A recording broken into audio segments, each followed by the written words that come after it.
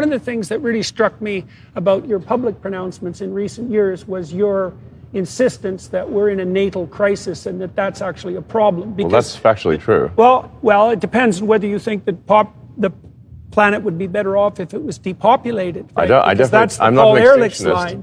Yeah, Paul Ehrlich is a genocidal maniac, as far as I'm concerned. And yes, I think he's a terrible human being. Yes, and he's never admitted that he was wrong. And he was unbelievably wrong. He made a famous bet. You know the bet. I hate Paul Ehrlich. I just want to be clear about that. I think he's terrible, and his books have done great damage to humanity. So okay, fine. I talked to a philosopher a while back who was an antinatalist, trying to get my finger on that. There was a recent research article published on this too. Antinatalists are much more likely to show dark tetrad traits. Machiavellian, psychopathic, narcissistic, and sadistic, because those first three weren't enough, right? And so those things are tightly aligned, especially the best predictor was psychopathy for being an antinatalist. Sure. Right. Well, and the psychopaths are very, very, very self-centered, right? They're like overgrown 2-year-olds, overgrown, aggressive 2-year-olds. So that's not good. How did you start to understand that one of the fundamental ethical problems is different than a scientific problem? One of the fundamental ethical problems that's plaguing the West is this catastrophically low birth rate.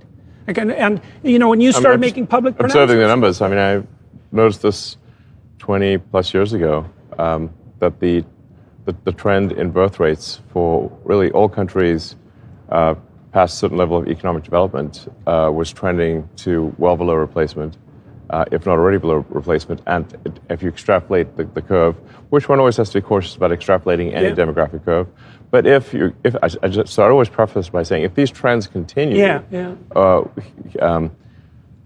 most countries will dwindle into insignificance. They might completely die out. So I've been thinking about that in relationship to sacred images. Okay. Okay, well, the sacred image of masculinity in the West is a crucifixion, but a man who's crucified. But the sacred image of a woman isn't a woman. The sacred image of a woman is a woman and an infant, right? It's a dyad and not a monad. Sure. Right.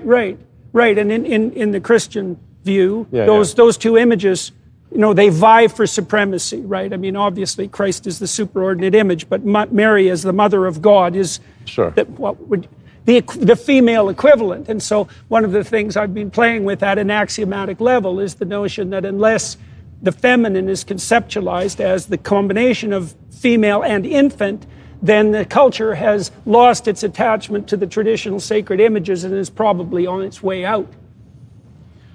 Yeah. I think there's an argument that when a culture loses its religion, that it starts to become antinatalist and decline in numbers and potentially disappear.